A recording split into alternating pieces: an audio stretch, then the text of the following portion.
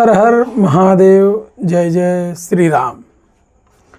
आज बात करते हैं मंगल ग्रह के बारे में। ज्योतिष में मंगल ग्रह को सेनापति, कमांडर, अत्याधिक ऊर्जा, लीडर, इन सब चीज़ों से जोड़कर देखते हैं। मंगल एक उग्र ग्रह है, सेनापति है, तो स्वाभाविक है कि जिस भाव में अकेला मंगल बैठेंगे उस भाव को एक्टिवेट करेंगे, ऊर्जा से भर देंगे, उस भाव में अत्याधिक ऊर्जा हो जाएगा। वैसे तो मंगल की 3 दृष्टियां होती हैं, चौथी, 7वीं और 8वीं, किंतु 7वीं दृष्टि यानी 180 डिग्री ठीक सामने वाला, चाहे वो कोई भी ग्रह हो, 7वीं दृष्टि उनकी विशिष्ट दृष्टि मानी जाती है और वहाँ उनका सबसे ज़्यादा प्रभाव होता है। ठीक मंगल की भी वही स्थिति है। यदि मंगल जिस भाव में बैठे हों उस भाव को तो अत्याधिक ऊर्जा से भर ही देते हैं, उस भाव में निडरता प्रदान करते हैं और ठीक अपने सामने 180 डिग्री यानी 7वें भाव को सबसे ज़्यादा प्रभावित करते हैं। अब जैसे इसको इस तरह से समझा जाए, यदि मंगल किसी व्यक्ति के कुंडली में लग्न भाव में ही बैठे हैं तो लग्न भाव यानी कि वो स्वयं हो गया, तो वो अत्याधिक ऊर्जा से भरा उसकी फीलिंग्स होगी। वो अपने आप को, उसके अंदर वो फीलिंग्स रहेगी कि मैं ऊर्जा से भरा हुआ हूँ।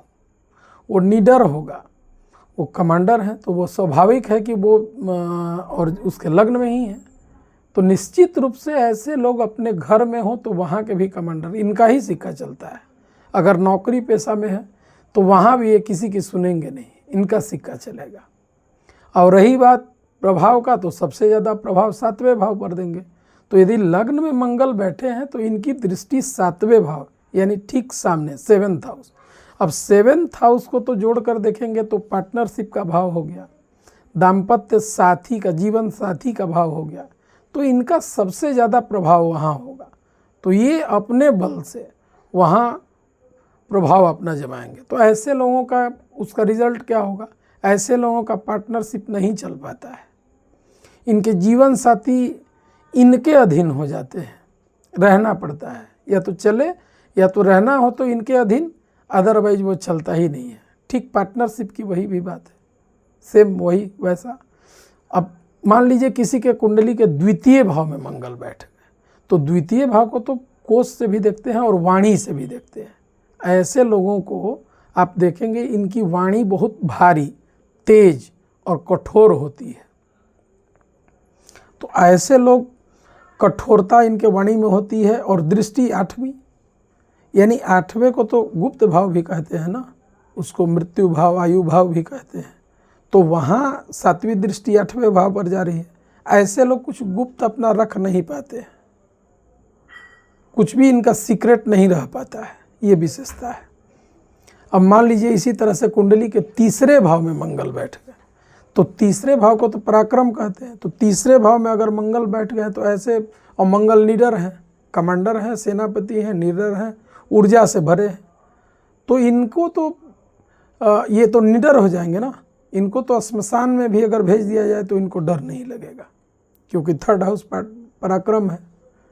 और वहाँ से दृष्टि, अब देखिए 3रे भाव से दृष्टि कहाँ जा रही है, तो 3रे भाव से दृष्टि जा रही है 9वें भाव। 9वें भाव को भाग्य स्थान बोलते हैं, भाग्य का भाव उसको बोलते हैं। तो ऐसे लोग अपने पराक्रम के बल पर अपना भाग्य बनाते हैं। ये बहुत अद्भुत विशेषताएं हैं मंगल की। अगर 3य मंगल किसी का बैठा हो तो इसको अच्छा ही माना जाता है, वहाँ के कारक हैं।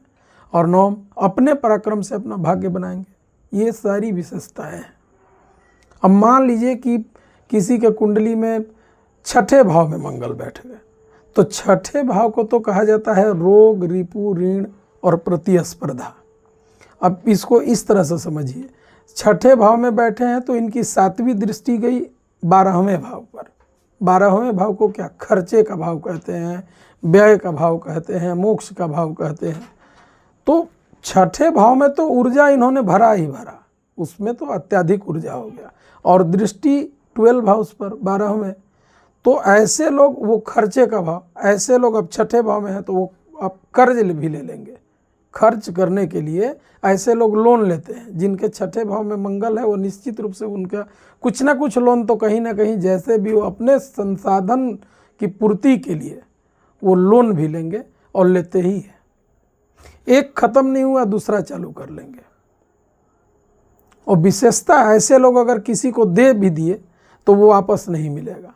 यदि छठे भाव में अगर आपके मंगल बैठे हैं, किसी की आप मदद भी कर देते हो, पैसे दे भी देते हो, तो वो व्यय, क्योंकि दृष्टि तो वहाँ है, वो व्यय में चला गया, वो मिल नहीं पाता है, क्योंकि 7वीं दृष्टि 12 पर है। तो उसको जो मिला बड़ा मुश्किल से मिला, मिलने का वो संभावना होता है। उसके लिए भी बहुत उग्र नक्षत्र इत्यादि उस विषय पर भी एक वीडियो में बनाऊंगा। वहाँ बताऊंगा कि यदि आपका उधार का पैसा फंस गया तो फिर कैसे उसको वापस करें।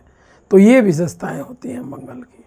कर्म क्षेत्र यानी 10वें भाव में अगर किसी के मंगल बैठ गए तो 10वें भाव से तो स्वाभाविक है ऊर्जावान, ऐसे व्यक्ति थकेंगे नहीं, अपने पराक्रम से धनार्जन करेंगे, अपने काम के प्रति बहुत ज़्यादा संजीदा रहेंगे। तो ये सब चीज़ें बनाते हैं मंगल, ऐसी स्थितियां उत्पन्न करते हैं। और दृष्टि 7वीं दृष्टि 4th भाव पर, तो 4th भाव को तो सुख भाव कहते हैं। तो अपने कार्य के बदौलत, अपने इनकम के बदौलत ये 4th भाव यानी सब कुछ, गाड़ी मकान बंगला, मंगल की डिग्रियां सही होनी चाहिए, नीच नहीं होने चाहिए, ये सब बातें। ऐसे लोग 10वें भाव में हो तो प्रशासनिक बहुत अच्छा, ये सेना में हो सकते हैं ऐसे लोग, ये देखा गया है, ऐसे लोग सेना में अच्छे पद पर होते हैं, प्रशासनिक कार्यों से जुड़े हुए रहते हैं। तो ये सब है। भूमि का कार्य करते हैं, जमीन के अंदर पाए जाने वाले पदार्थों का कार्य करने वाले होते हैं और थकते नहीं हैं, इनके अंदर काफ़ी ऊर्जा होती है। तो ये सब विशेषताएं हैं और उन सब चीज़ को वो प्राप्त करते हैं। तो मंगल की ये बहुत सारी विशेषताएं हैं जिसको जाना जा सकता है। किंतु मंगल जिस भाव में होते हैं उसको तो प्रभाव डालेंगे ही, उसको बहुत ज़्यादा ऊर्जावान करेंगे। और 7वें पर सबसे ज़्यादा इनका, 7वें भाव पर यानी सामने वाले पर सबसे ज़्यादा प्रभाव होता है, बशर्ते मंगल नीच के राशि में ना हो। यदि अपने नीच राशि कर्क राशि में है तो फिर वो रिजल्ट्स नहीं मिल पाते हैं। त्रिक भाव में है तो बहुत अच्छे रिजल्ट्स नहीं मिलेंगे। छठे भाव त्रिक में है तो वहाँ कॉम्पिटिटिव रखते हैं, जहाँ तक हमेशा कॉम्पिटिटिव होता है, उसमें कोई परेशानी नहीं है। अष्टम भाव, गुप्त भाव, आयु भाव, वहाँ उसको उग्र कर देते हैं, तो वहाँ अष्टम भाव में भी अच्छे नहीं माने गए। 12 हाउस में भी ठीक मंगल की स्थिति नहीं मानी गई है। मंगल की डिग्री अगर ठीक ठाक रहे, अच्छे अंश बलों पर, केंद्र त्रिकोण इत्यादि भाव में हो, 3य भाव में भी हो, तो ये स्थितियाँ अच्छी ही मानी जाती हैं। और यदि आपके कुंडली में मंगल अच्छे रिजल्ट्स नहीं दे रहे हैं, मंगल जनित दोष अगर आपके कुंडली में मौजूद है, तो मंगल के लिए बस एक सर्वसाधारण छोटा सा उपाय है। प्रत्येक मंगलवार को शिवलिंग पर गन्ने का रस, और मान लीजिए गन्ने का रस नहीं मिल पाया तो गुड़ घोलकर भी शिवलिंग का उससे अभिषेक करा दें। ये करना है। ये बहुत ही साधारण उपाय है मंगल के लिए। यदि मंगल आपके कुंडली में अच्छा नहीं है तो ये आप कर सकते हैं। और तब तक के लिए बहुत सारी आपको शुभकामनाएं। धन्यवाद।